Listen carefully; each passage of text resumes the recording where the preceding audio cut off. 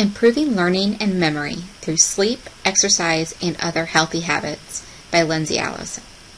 Have you ever pulled an all-nighter and wondered why you couldn't remember all of the material later? Do you ever think your brain seems more clear and learning seems much easier after a workout? Well, there's a reason for that, and this presentation will help you better understand why these things happen.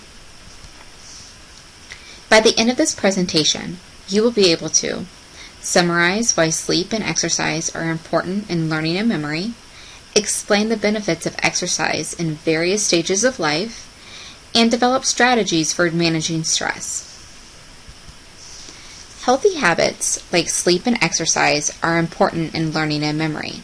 They are also beneficial when dealing with stress as well as many other things. We're going to start with sleep, then exercise, and finally explain how you can use these things to deal with stress. Doyle says, if you want to be an effective learner, you need to get 7 to 8 hours of sleep per night.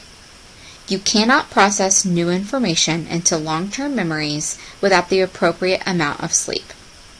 The majority of students do not do this. Doyle explains that each new experience you have requires your brain to slightly rewire itself based on new neurons it has formed. Without sleep, this will not happen, and the new information will never become a long-term memory. Think of sleeping as hitting the save button on a document. If you don't hit save, you lose it. All of that work is gone. Or in this case, all the time spent in class, listening, taking notes, learning, and talking with classmates. You will not retain the majority of it without a proper night's sleep. As Doyle explains, you process the new information during slow wave sleep.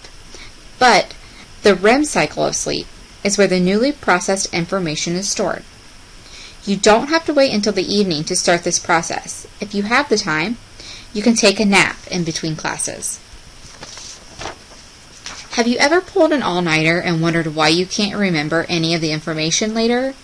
Well, that's because you didn't actually process it. You need that non-REM sleep to process the information and you didn't get it. So cramming for an exam is not the best idea. Doyle suggests that you should be studying gradually over the course of time.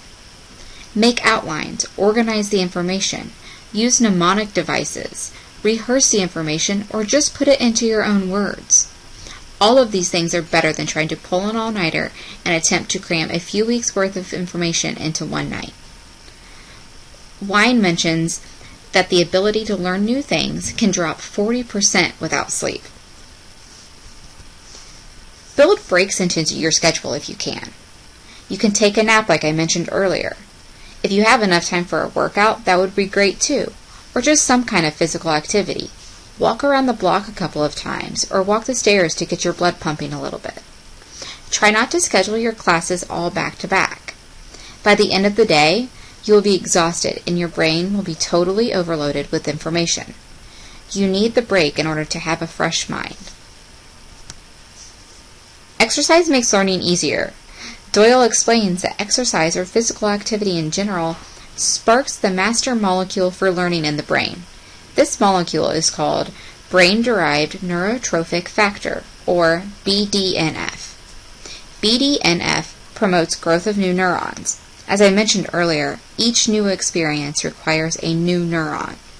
So, this is crucial in the development of new memories. Just because I say exercise makes learning easier does not mean you should exercise and study at the same time. As Doyle says, attempting to learn something complex while doing aerobic activity isn't beneficial. Your brain cannot handle all of it.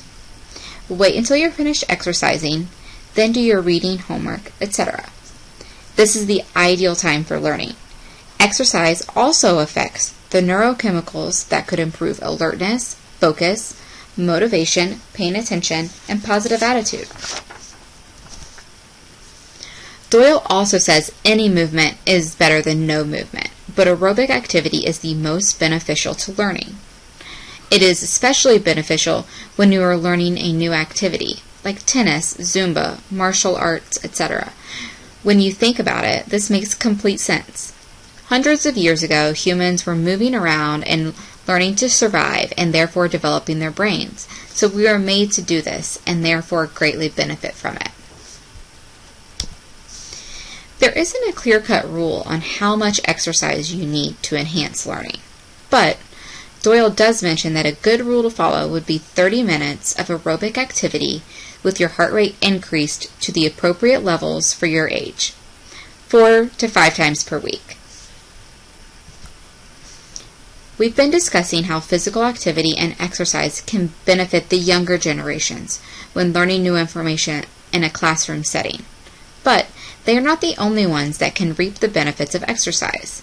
As Doyle explains, when the early and middle years groups participate in physical activity, it can improve their cognitive processes and cognitive function, which in turn can fight off some of the age-related cognitive disorders and diseases we experience in older adulthood. Start the healthy habits now, including exercising on a regular basis, and you may be able to offset some of the mental deficits we see later in life.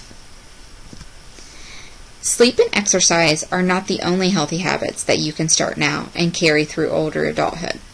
Eating healthy, drinking plenty of water, enjoying your fruits and vegetables, being positive, and laughing a lot are all things that can help you live a healthier life. These are also great tools for dealing with stress. It's already known that stress affects the way we process and store memories. Have you ever had a stressful week and can't seem to remember anything? Well, this is why. But as Doyle describes, even acute or minor stress lasting only a couple of hours can affect the way you process information and store memories. Obviously, eliminating all stress from your life, work, school, etc. is not really possible, because we can't control everything. But leading a healthier lifestyle will contribute to less stress in your life. Doyle suggests getting enough sleep, exercising, managing your time appropriately, eating healthy, meditating or doing yoga, or even journaling can help alleviate stress. Even something as simple as taking a time out and taking a few deep breaths will calm you down during a stressful situation. Just remember that you can't control everything, so try not to let it get to you. What can you take away from this presentation? Like Doyle said, try to get 7 to 8 hours of sleep a night. When learning new information, it's important to take the time to process that information and store it into your long-term memory. You cannot do this without a proper night's sleep. And exercising 4 to 5 days a week for 30 minutes will increase your learning as well. Just remember, don't try to exercise and learn at the same time. Enjoy the workout, then go home and study or do schoolwork. Your mind will feel so clear and ready to go. Don't let stress get to you. Take the time to relax and calm down during stressful situations. Even acute stress. Take a few deep breaths. If that doesn't work, try journaling or taking a quick walk around the building. If you start these healthy habits at a young age, they will stick with you and could prevent some of the mental declines we see in older adulthood.